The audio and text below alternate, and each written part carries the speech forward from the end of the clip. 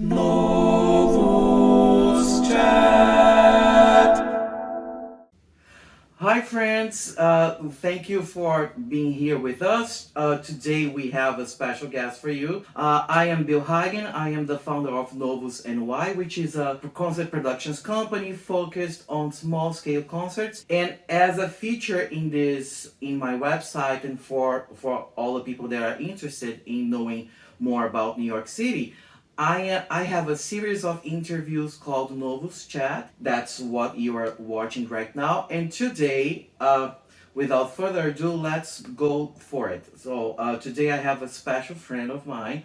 We met over the internet, and then we had the opportunity to work together last year. And we are always going back and forth in terms of opportunities for gigging and all of that stuff. But there are many moving parts, so it's not exactly as easy. But I'm glad that we got some time on schedule to have this conversation. And I'm here with my friend Thomas Hobson Williams. How are you doing today? Good. That's awesome. Are you ready for this? Ready as I'll ever be. Oh, that's good. That's good. So, Thomas, he's an organist and a musician. He works we are in Brooklyn, New York City, and he works here for a church located in Brooklyn. But he's gonna tell us everything about his career and how he came to New York City and all of that. So, my first question to you, Thomas, I like to start all the interviews saying there is an expression in Portuguese called sell your fish. I'm translating. Sell your fish is like selling your product, selling your service. And I use that expression just to open the interview so people that are watching this or listening to this, they get to know you a little better. So tell us, what do you do and who you are? Well, what do I do and who am I? I am, as you said, a musician. That probably sums it up in the most concise way possible. Telling who I am as a musician, I could start by talking about when I was 6 years old. I first started learning to play the piano and got serious about it in my teens. Also dabbled with composition, maybe you might say more than dabbled, although I posed anything to speak of in the past few years. I did have some serious composition activity in my background as well. I went to a place called Shorter College in Rome, Georgia. It's now known as Shorter University, but it was Shorter College when I graduated, so I say I'm a graduate of Shorter College. Went there to a Bachelor of Music and Piano Performance, and it was my freshman year at Shorter that I also started studying organ. It was to be my secondary instrument. I had to have a secondary instrument for the degree, and there were not many options. There wasn't really an instrumental program. The options were organ or voice. Harpsichord may have been offered as an option, but nobody really did that. Okay. Well, I had always had an interest and a fascination with the organ, but hadn't really had the opportunity to learn it, to study the instrument. So going into my first year of college, and I had to have a secondary instrument. It was a no-brainer what that was going to be. And eventually the organ became a very important and now in fact is kind of the predominant part of my career as a musician. That's nice. And so I finished my degree at Shorter, stayed there for 2 years as a staff accompanist. I worked mostly with students in the vocal program, a little bit of instrumental work as they were trying to start an instrumental program, but mostly it was vocal work. I accompanied student voice recitals, played in the pit for musical theater productions, operas. And then I moved to New Jersey to do a master's in collaborative piano. And at the time, my thinking was I was going to, while I was at Shorter, particularly the 2 years while I was on staff as a staff accompanist, there were two faculty members who had more or less the same kind of job, but in different areas. Two collaborative pianists. One was the opera coach, and then the other was basically the same position for the musical theater program, which was also a strong program there at the time. And I thought, I kind of saw myself modeling my career after one of those faculty members. So, going and coaching opera and or musical theater. I had an interest in and a love for both of those fields. So I went to do a master's in collaborative piano. Long story short, the 2 years as a staff accompanist at Shorter were really the glory days of my work in that field. Once I had a master's in it, that just didn't pan out. Oh, really? But Yes. why is that? Why would you say that? Yeah, it's a good question. I don't know how deeply I want to get into specifics. I did do a little bit more work as an adjunct, like an adjunct coach accompanist in New Jersey, but it never went anywhere. I kind of felt like while I was at Shorter, I already had the connection. I had just graduated from the school and I had done a lot of accompanying as a student. Whereas, it's hard to say. There were times where I felt like, well, one time in particular, I won't mention any names, but Of course. there was a time when it seemed like my work was not taken seriously because there was a sort of a mentality of, oh, he's a kid just out of school. I'm gonna give him a tiny little joke of a job, and it's gonna be a huge favor for this kid just out of school, without realizing that I already had 2 years of, for all practical purposes, full-time work as a staff accompanist before I even did a master's in that field. And that, among other things, kind of soured me on the whole working in an academic environment, working as a coach accompanist in a college music department. I haven't really pursued anything else like that. That was more than half a decade ago. Meanwhile, while I was working on that master's in collaborative piano, now keep in mind the organ and choral stuff were not a part of this master's program at all. While I was in that master's program, I took my first job as a church music director. Now, I had worked in churches before as just the organist or pianist. I would show up and play. Someone else was directing the choir, or in some cases, there was no choir. But January of 2014, while I was still in my master's program, I took a small part-time job at St. Barnabas Church, Monmouth Junction, New Jersey. There was a volunteer choir of about 9-10 people, give or take, depending on the week. And I went into that job, learned how to run a rehearsal with the group of volunteers, learned how to strategically choose music, and so forth. Now, the playing part, that was the easy thing for me. Getting thrown into the choral directing part of it was a trial by fire.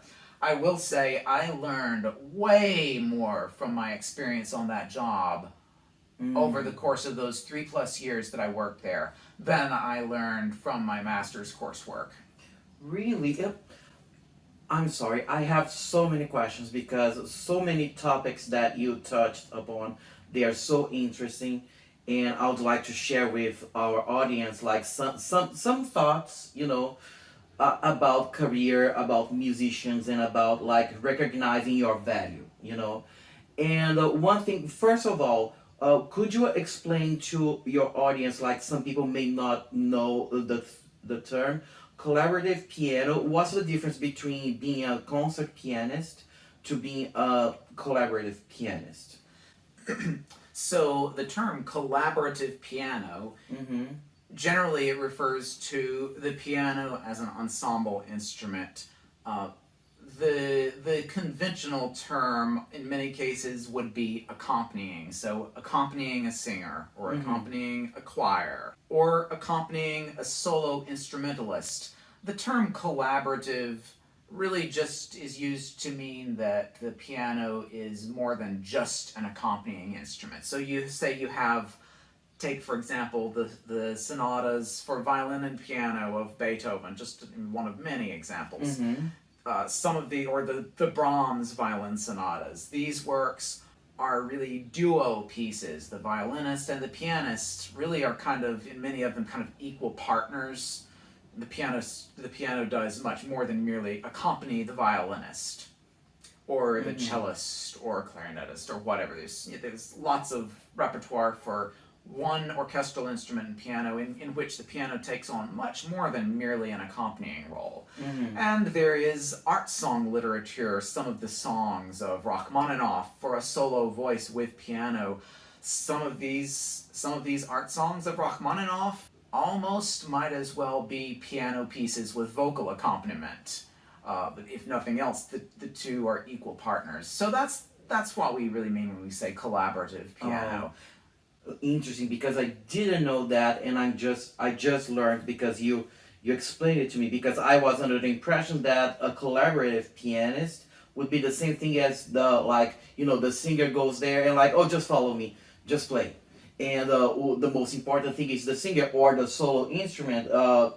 But you said something about equal partners, which makes the total difference. And thank you for that, because I didn't know that. But another question that I have, based on everything that you said about your story and everything, we are talking about knowing your value and knowing when you are undervalued in any situation, you know.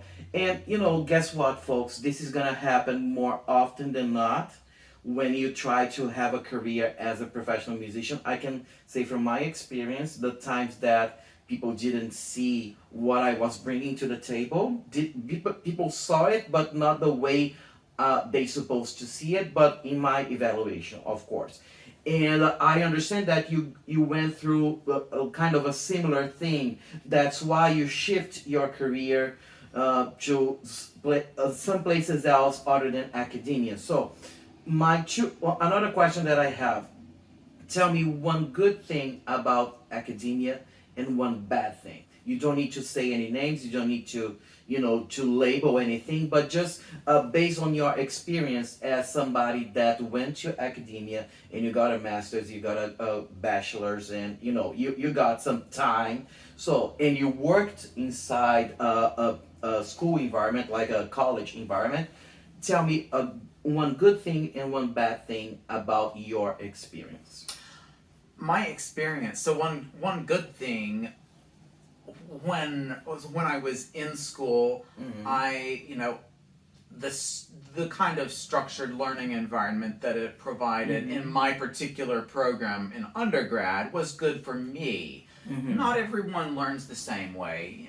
It might not be the right fit for everyone, but in terms of the bit of work that I did as a staff collaborative pianist, staff accompanist, whatever terminology, the 2 years that I did before my master's, that was a really good experience in terms of it gave me, in that particular instance, it was a great opportunity for me to learn while taking a couple of years out of school.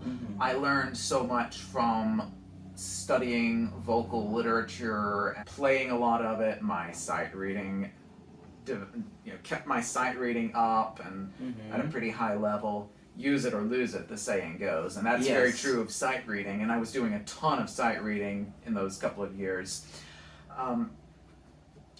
Performance opportunities. I played a bunch of junior and senior recitals with voice students.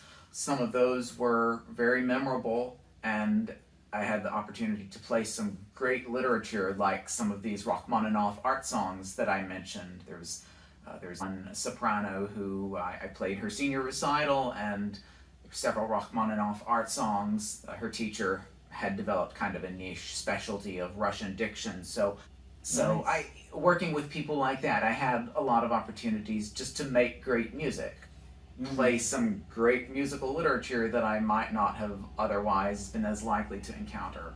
And now tell me about the bad thing. The bad thing. Well, academic environments are often very drama riddled. And I hear stories about that from others in academia, perhaps more so than I directly experienced it. I won't even get into specific stories, but there's a whole lot of potential for drama, politics.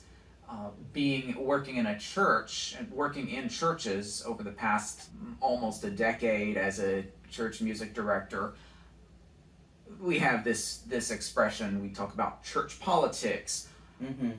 Lots of drama is possible.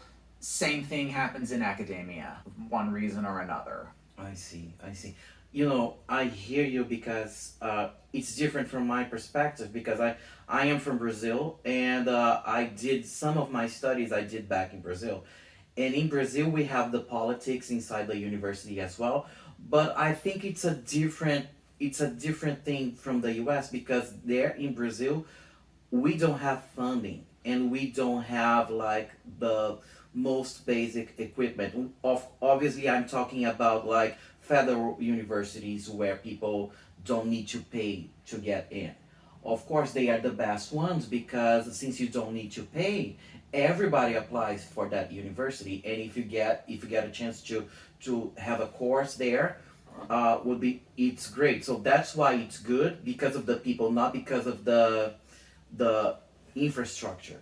And I feel like those politics that we have in an academic scenario, like in Brazil, we used to have that, but it was more towards like getting the funding and getting things going on because there is a leak in the theater or the piano is out of tune and we cannot pay anyone to tune the piano, things like that.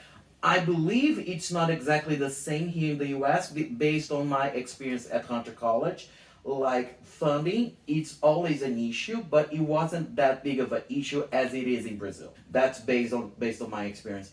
Now talking a little bit about these opportunities and these experiences that you had, like how you end up because you moved to Jersey for doing your masters. How you end up in New York City? So, yeah, I moved to New Jersey for my master's. That was 2012. And I finished my coursework 2 years later. I kind of took an extra year to graduate because I messed around and didn't take my comps until a year later. But that's beside the point. I had my church job in New Jersey, which I started in 14, and I was there for a little over 3 years. Did some other work, freelancing, and other small jobs here and there. At some point during that time, when I realized, this university collaborative pianist thing it just isn't panning out the way I envisioned. I was discovering a niche in sacred music, organ, and learning to work with choirs. It was funny because that was not what I went to school for. It was not what my master's was supposed to focus on. It was not the focus of my master's. But I did have experience in it and was getting a lot of good on-the-job experience. Well, during that time, after I finished my master's, I started to think, maybe I should be pursuing bigger church music positions, and maybe I could even get some, fully support myself doing mostly that, and which had not been my aim a few years prior. Oh, nice. And I found that niche. Now, for a long time, I had my sights set on New York City. Now I look back and sometimes I ask myself, what was I smoking? I kind of do know what I was smoking. I mean, even though I've never actually smoked anything. But, New York City, it's known, it's famous for the great arts and cultural scene. You've got Carnegie Hall, you've got Lincoln Center, you've got bunch of churches in Manhattan with high-profile music programs, lots of great organists playing in concert, you name it. Over the course of time, while I was in Jersey, I would occasionally come to New York City for a gig. I'd try to get into the New York scene as a freelance musician. I found that it seemed like sometimes I felt like I was not taken seriously in New York City because I lived in New Jersey. Oh, really? Yeah, like when I was looking for, freelance gigs, I got that, I just got that vibe. I did get some gigs here and there in New York City, but none of those gigs ever turned into something that gave me the connection to get me into the city permanently, which was my intended strategy. I thought maybe taking a gig here and there could give me another connection, and I could find a job to bring me to the city, move to the city, and so forth. That wasn't how it played out. In 2016, middle of 2016, I applied for a job at a church in Brooklyn, not the one where I am now. I applied for, it was a bigger position than where I was in Jersey. It was something that I figured it was substantial enough that I could justify, take the job and move potentially. Well, it took a long time before I heard back. This church was taking a really slow moving process to interviewing candidates for their next music director and organist. But long story short, I ended up being offered the job there, ended up taking the job there in the spring. It was just after Easter of 2017. That tells you how long and drawn out that process was. But I ended up starting a job at my first Brooklyn church job in the spring of 2017, right after Easter. My intention had been to move to Brooklyn or maybe Manhattan at the same time as I would be starting that job. Well, life doesn't always go according to plan. Exactly. And I did not end up moving at the time. I ended up commuting from central New Jersey to the middle of Brooklyn, Flatbush area. How long was the commute? It was, so usually I would take I lived in Highland Park, which is right next to New Brunswick. Usually I would take transit. I would take a bus from New Brunswick and up to Port Authority bus terminal, then ride the subway. Door to door, it was over 2 hours. Wow. I mean, walking to the bus, and then, it was at least 2 hours. A couple of times I did drive, and that only took about half the time. It also cost more to drive, just with the cost of tolls. That's before you even factor in paying for gas. So, my God. But in any case, I did that commute for about 6 months. And finally, I ended up moving to Brooklyn, like an apartment share situation. Had a roommate. We got along fine, but the other things were occurring in his life, and I had to find a new place to live after about 7 months. So, experiencing the New York City housing scene has been, I would say, one of the most nightmarish parts of my New York City experience. But yeah, so commuting for 6 months when I had intended to move to the city, that happened. Eventually I did get moved to the city, and then more long stories, but long story short, I am no longer at my first Brooklyn job. I am now at another church in Brooklyn where I have been for almost 3 years now.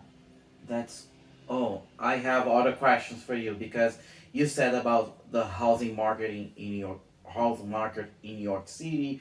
You said about the commute, like the brutal commute of 2 hours to work for your previous church job. Let me ask you another thing. Like, now you've been living in New York City since 2017, right? Yes, the end of fall of 17. Fall of 17. So in this time in New York City, first, before I ask this, just one quick question. How do you find church jobs? Like, what are the tools that you use to look for church jobs? The tools are everything from job boards to direct personal networking. My first Brooklyn, let me back up. My church job that I had while I was still in Georgia, my last 2 years in Georgia. I didn't mention this while I was working at my undergrad music department as a staff accompanist. I also had a church organ job. Okay. That job was the result of direct connections. personal connections. When I was working on my master's and found a job at St. Barnabas, that was through a direct personal connection. Mm-hmm. My first Brooklyn church job, on the other hand, I saw a job opening listed on the AGO National Job Board. That's the American Guild of Organists, for anyone who doesn't know. Mm-hmm. I sent them my resume, and the rest, as they say, is history. So that was, I found a job opening on a job board. My current job, I found through a direct personal connection. The director of the church where I work was looking for an organist, and someone who knew me recommended me to him, and this job was, I don't think it was ever even posted. So, finding these jobs, there are many ways. Would you think it's easier to find jobs through personal connections than through job boards? What would be your take about that? Like, what was easier for you? Well, sometimes the personal connections, I probably have in my time, I have applied to numerous positions over time that I've found on job boards, and often I don't hear anything back. I've had some where I've interviewed and someone else has chosen. I've had a few where I've interviewed, and may have had one or two where I interviewed and was offered a job, and for one reason or another decided it wasn't the right fit and declined. But I have a lot, as far as job possibilities. I've run into far more possibilities through job boards, but the ones that actually materialize direct personal connections seem to be at least just as common, and probably in many cases are likely the best fits, because someone recommends you to another person. This person might know what the other person is looking for better than a job board and a search committee might. It's always going to be hit or miss, though. I see. One isn't necessarily inherently better than the other, but there is a lot to be said for personal networking. Okay. And even if you don't get a job directly through a personal network, you need your professional contacts as references to hire someone on occasion. Like, I need a singer. I call you up and say, can you come and sing for this service or whatever? Yeah, that happened before. Yeah, and I'm glad that we got to work together. So now that you talked about like the personal connections, like you guys that are watching this and are listening to this, like it's really important. I feel like you would agree with me. It's really important to have personal connections. Not exactly friendship, but people that you worked with in the past and people that like your work, and your work ethics, it has to be on point so you can be remembered when those opportunities come up. And I feel like in your case, because you worked with a lot of people and you got some referrals. And a referral is not exactly like a guarantee that you're gonna get the job or get the gig, but I understand that a referral is like, it's better in terms of the competition, because from the point of view of the church that is hiring, if the church gets a referral from someone that they trust, they're gonna look at your application in a different perspective than they would look to an application that came online.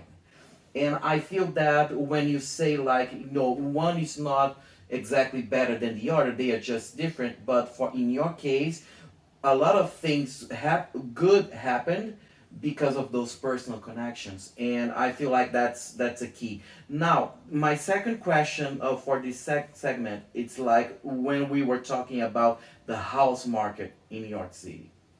You said that you have some funny experiences and all of that. So what would you say, like, for people that they're considering to move to New York City or are considering to have a career here, what was one thing that you didn't know about the house market of New York City that now you know that you wish you knew back then? One thing that that I didn't know, but I wish I had known? Well, on, at its most fundamental level, I don't know that there is really anything to say there, except that I don't know that I really fully understood just how annoying it would be to deal with the housing market, the housing search process, dealing and the housing. It's going to be different depending on what kind of housing budget you have. Of course, as we know, New York City is a very expensive city. Though sometimes you can find better deals in some neighborhoods, or sometimes just by luck. You may be looking at finding roommates, or you may be moving into an open room in an apartment that's otherwise occupied by several people already. Uh, you may be. It could be. There's so many variables in that regard, and I remember one time when I was trying to get a lease on an apartment with these two other guys, and we had like we thought we were about to sign, and then we had a problem from the landlord or the property manager or whoever it was, and it didn't pan out. So things like that can get incredibly frustrating. This was when I was trying to move to the city for the first time, and it was not the only reason for my 6 months of commuting from Jersey, but it played into that. I see. And now going back to your career, like you're here in New York City, you have a church job that you play the organ, and you are like the music minister of the church, like you are in charge of all things music related. So, do you see yourself doing this long term? For instance, if somebody would tell you, like, I'm from the future, and this is it, like, you're not gonna do anything with your life anymore, like, you're gonna have a fulfilling life, like, I'm not talking about health issues or anything, but you're gonna have this source of income, you're gonna go to this place, and you're gonna play that kind of music, and that's it. Do you feel like that would be enough for you, or you want more, like you would see yourself like achieving more, with more achievements, for instance, like doing like a tour, or doing other different things, like collaborating with different musicians that are not exactly into church music, like do you see, would you be satisfied, like this is my life and this is gonna be my life until the day I die? Would you be satisfied with it, or not? I could sort of go both ways on that. To some point, I Good. could conceivably be satisfied just doing this. Although, I really probably would, and in fact I do take on side projects here and there, things that might be a little different from what I'm doing here at the church, or might be side projects that are similar to what I'm doing here at the church, but doing them in a different place. Going to play a special service or concert, at some other church with a different organ, because let's face it, organists, we love to geek out about our instruments, and the pipe organ is so,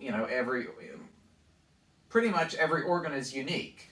So I really enjoy getting out and playing different ones. That's nice. That's nice. So it's something really good that you told, that you would be comfortable both ways. Yeah. Like if that's it, I'm good. And if I get more stuff, that's good as well. I'm not gonna I'm not gonna suffer about that or whatever. This is something that I'm learning. I'm still learning because I am kind of like, I wanna have everything. You know what I mean? Like I was thinking like, once I get to New York City, I'm gonna work and it's gonna be amazing and whatever. And the reality is not exactly as we envisioned. Like, and I got really big setbacks during my career. But at the end of the day, like when I look at everything that I accomplished, and when I try to foresee the future, whatever, I'm still learning how to be satisfied with what I have. And based on what you said to me when I asked you that question, I get the sense that you are satisfied. It's not that you don't want more, that you're not like, oh, I don't want to do anything anymore. No, you welcome opportunities for more stuff, for more music making and more work. But what you have right now, it's something that you're good with. Yeah, and I will say that these church jobs can be volatile situations. So you never know. I don't know what the future holds. Mm-hmm. I whether I'm here for many years to come or not. I see myself doing something like what I'm doing now, but um, and I have side projects. Mm-hmm. I have side projects in the back of my head sometimes, Mm-hmm. or maybe a little bit more than in the back of my head, slowly stirring the pot. But yeah, I sometimes describe myself as a jack of all trades and master of none. And that's maybe a little bit too much of a self-deprecating humor for some people's taste, but Yeah. yeah, I I do a range of things. I mean, think about even the music in the church where I work. We have high church, classical, Handel, Messiah arias and choruses, things like that. Great English choral literature. We also do gospel music, spirituals, and pretty wide range of things. I do use the piano some, although the organ is the main instrument. That's nice. I One of my recent uh, interests that I've been geeking out on is messing with synthesizers for for the interpretation of Baroque music. Wow. So do Which you have has like been done. do you have anything available online with that work that you're developing? Not as yet. It's still in an experimental phase, and I don't really know where I'm going to go with that. I think I might try to produce something that I can release in that vein. I don't know where that's going to go, but I'm just giving that as an example of something that I've been started to Oh, dabble that's with. exciting. Now I do have things online showing other things that I've done: organ, piano, Mm-hmm. collaborative work. And when it comes to living in New York City, like my last question was in terms of your future as you as a musician. So in New York City, like living in New York City, do you see yourself living in New York City forever? Now I'm not talking about your financial situation or career situation, just the place itself. Do you see yourself uh, living here the rest of your life? What's your take on that? I, to be honest, I don't really. Really? Why? Why? Well, for one, I don't really think just the environment in New York City. I've decided, and I was not thinking in this direction at all Mm-hmm. when I moved here. I don't know that I was really thinking. I don't know how far into the future I was thinking in the first place. I think it might have been kind of a wild experiment when I moved here. But I the environment, the city, I don't think it's a place I would want to raise a family. And I But don't know. you wanna raise a family. Yeah, no, I don't know what the future holds in that regard. If But you could choose, you would yeah, have a family. yeah, and I don't think New York City is the place I would want to raise a family. But I am here for now. Um, yeah, I could definitely see myself going out back to the suburbs somewhere, or maybe another part of the country. Um, Over the past 2 years or so, one big can of worms here uh, is the incredible hysterical reaction to the presence of a new virus in the world. I was absolutely shocked by what happened in the spring of 2020. I don't mean I was absolutely shocked by the fact that a new virus, one way or another, came about, and people were, developing this mysterious new illness.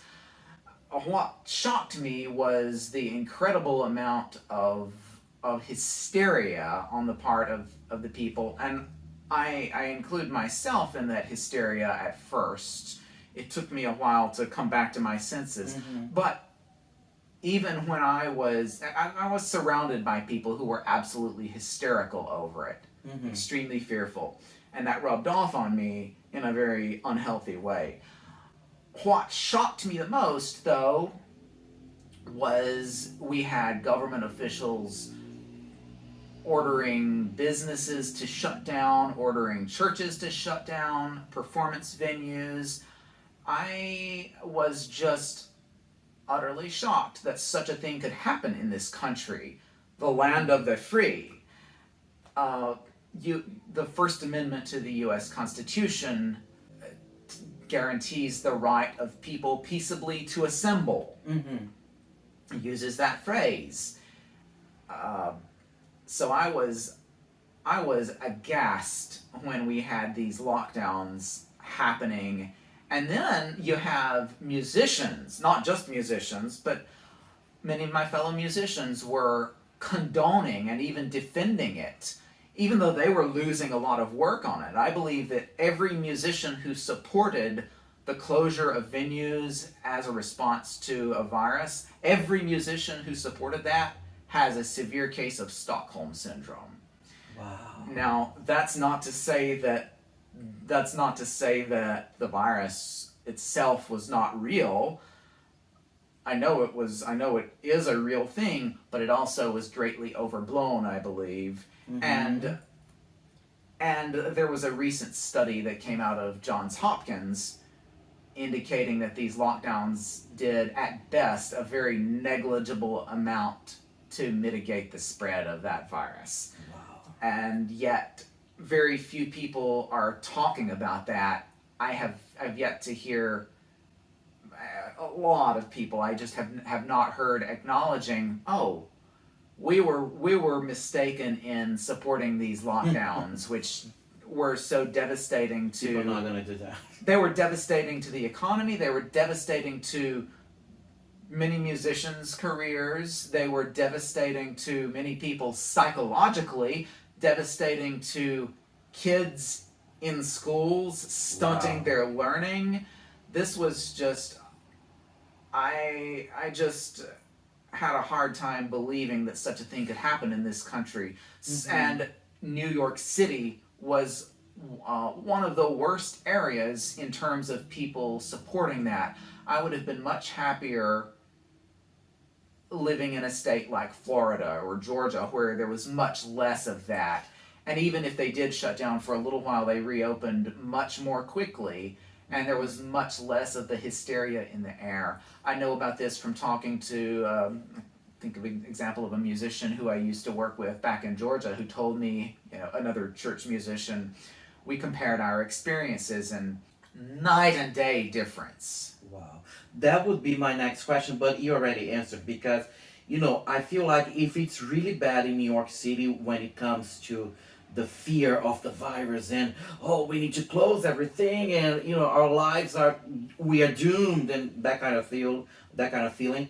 I was wondering if some places else, like another locations in the U.S., it would be different because, and you said I was comparing experiences with fellow musicians and, it's night and day, just like you said. And you know what? I'm gonna tell you a little story. You know how I met this guy? Because, I'm not gonna say any names, but I am a firm believer that you need to say whatever you want if you're not harming anyone or if you're not promoting violence against anyone. You can express your opinions, and you can use your social media to do that because, let's face it, everybody connects through social media at this day and age. It's long gone, when you go to a park and you make a new friend because you are crossing paths with them. No, you make new friends through social media. That's exactly how it works. This video is being recorded in 2022, and we are just going away from a situation that we had in the world, like a world pandemic. I don't know when this is gonna end, but I don't see a bright future for us. But the thing is, I expressed my opinions. And because I expressed my opinions, and my opinions were different from the majority of our fellow musicians living and working in New York City and the surrounding areas, I got so much heat. Like, I didn't say any names, I didn't tag anyone, I just expressed my opinions. And people, they have all the right to criticize me. They can do it. But when it comes to, I'm not gonna work with you because you have a different opinion about this topic that is not related at all to music, I have a hard time understanding that. And I saw firsthand what happened to me online. Like, I used to have many, many gigs in many different choirs in New York City. I lost three or four of them. And not because I was late or I didn't know my part or my voice sucks. It was just because I expressed an opinion publicly that they disagree with. And again, they have all the right to disagree with me. I'm not saying that everybody should agree with me. But when you cross the line in terms of, don't work with this guy, and you're promoting people not to work with me anymore based on that, not based on my capabilities as a musician, I feel like, you're crossing the line, and it got me really upset. I was really shocked, just like you were. And because somebody, again, we're not going to say names, somebody went to a Facebook community and promoted hate towards my post that I posted on my personal page, and they excluded me from that community. It was a community based on musicians. It was a network of musicians, and that person decided to advertise my post. Oh, see what Bill Hagen is saying about this and that. Look, look, look. And even people inside the community that didn't agree with me, they felt like, oh, this is kind of crossing the line because you are excluding a musician from this community based on his opinions, not based on not following community guidelines or whatever. And he saw that post. He saw that person, like, he got in touch with my work because of that post, because he saw that post on that community of musicians, and he was like, this is wrong, what they are doing with him is wrong. And then we started to have conversations online, and we created another group with like-minded individuals. Like, I don't say that we agree on everything, we don't have to, but what I say is that we respect each other in terms of professionalism. Like, if I feel like I really hate everybody that loves the color orange, because I feel like it's gonna give you, you're gonna be blind, and you're never gonna wear orange, like you're not supposed to. I am disgusted by it. But if they can play the piano, if they can do the job, I couldn't care less. But unfortunately, we can prove, like, you have experiences, I have experiences, and I have everything in PDF. So if you're gonna go after me, you better be ready, because I'm ready to defend myself. And because of that, like, it's really, like, disappointing. It's many things, but I would say disappointing because we are in New York City, and everybody, like the whole world, considers New York City like a place where you can grow, you can learn new things, and you can talk to people from all over the world. And it's like there are tons of opportunities for people that are good on what they do, of course. Like, you can get a church job, you can get like side projects and everything. And when you see that because of something that is kind of sketchy, in my opinion, like, oh, okay, you shut down everything and you try to demonize people that used to work with you. This is just crazy. What do you think about that? Do you agree with that? Well, the saying goes, the term for that is cancel culture. And I am very much against this cancel culture that we're living in, and that's something that a lot of musicians condone or propagate. Certainly not all, and like you said, we don't have to agree on everything. We may not agree on everything, there's also a lot that we do agree on. Mm-hmm. And one of the things we certainly agree on is something about musicianship. We've worked together as musicians, and I think we Mm-hmm. worked well together as Yeah, of musicians. course, of course. And you know that the difference is that like if I am doing a gig with him, who cares what I feel, how I feel like this topic that is not related to music? You know, who cares? Like, I don't care about his opinions when he's playing the piano. I care about the music that he's making. But for some reason, that got mixed up with, you know, misinformation from all over the place. Like, nowadays, I feel like we cannot trust anything that we read or we have exposure to. And I feel like it's a shame because we know as New Yorkers, like as people living in New York City, we know the potential that we have in the city and we could accomplish great things. But because of that, which of course is was damaging, like the whole pandemic thing, it's not a joke. I agree with that. Like it's something that we need to take seriously. But in order to demonize other people that don't agree with you, I feel like that's never justifiable. And you know, I don't want to finish this interview in that note, so we're gonna try to try to up our energy here. But I just have one more question for you. Like, what would you say? It could be about anything. It could be about music. It could be about the pandemic. Like you dictate the rules. What would you say to people if there is no, let's pretend that there is no language barrier and you can reach everybody from an honest point of view? Like you're not trying to deceive anyone or trying to plant ideas on anyone. You're just speaking your truth. What would you say to the whole world? What would be your message? That's deep. Yes. That I am a yeah, deep person. that's- I love it. Yeah.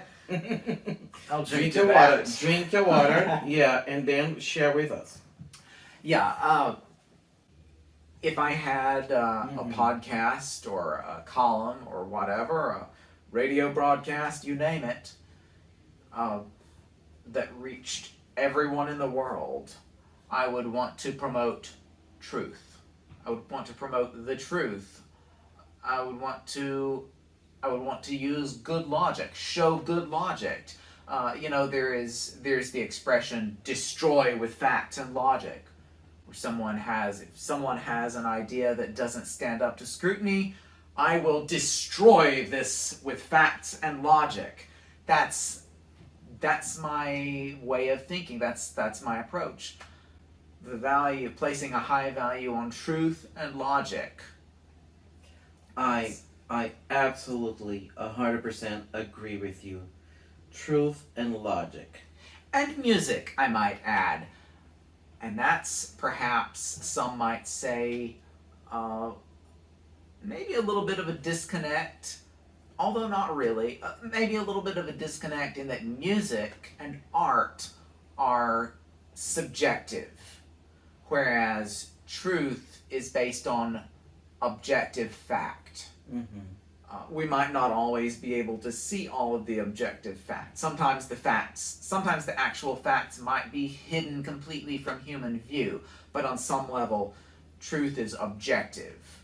Uh, this wall is not made of wood. This is drywall. That's an objective fact. This couch, this is fabric.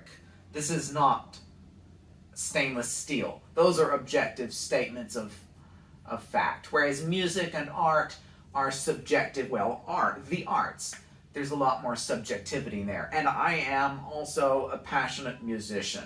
I have opinions about the way I would interpret a particular piece of music, or whose performance I liked more, or Bach versus Mozart, things like that. Those are on some level subjective things, and that differs from objective fact. And I have strong feelings about music. I'm passionate about music as well. Me too. With those words, truth, logic, and music, I appreciate you guys watching this. Thank you so much, Thomas. You have any other things that you want to share with us, like as a last thought for wrapping up this interview? I will say, well, first of all, thanks for asking me to do this interview. Of It's been a course, pleasure. my pleasure. And to everyone, I will say, summarizing what we were just talking about, enjoy music and the arts. Enjoy great music, art, nature. Get out in nature. I love hiking the mountains. That's seeing rivers flowing. That's something else that gives inspiration to a lot of musicians and artists. Enjoy music, the arts, nature, and seek the truth in all things, and use logic. And if you realize, I thought this thing or that thing that I thought doesn't really add up, be open to using logic and rethinking things. We're all human and prone to human error sometimes. So, music and the arts, truth, facts, and logic. Thomas, thank you so much for this. Guys, thank you so much for everybody that watched it. And keep tuned because Novus Chat, it's this channel that we are developing, and I will try my best to get some of my special friends just like Thomas, and I'll try my best to get these people to talk with me so we can learn more about the music industry, about New York City, and about each other. Like, I feel like in this world, it's really hard to have real conversations, and I'm trying to change that. I'm not gonna, one video and one conversation at a time. Guys, thank you so much. See you all next time. Thank you so much, Thomas. Enjoy. Bye bye. Novus Chat.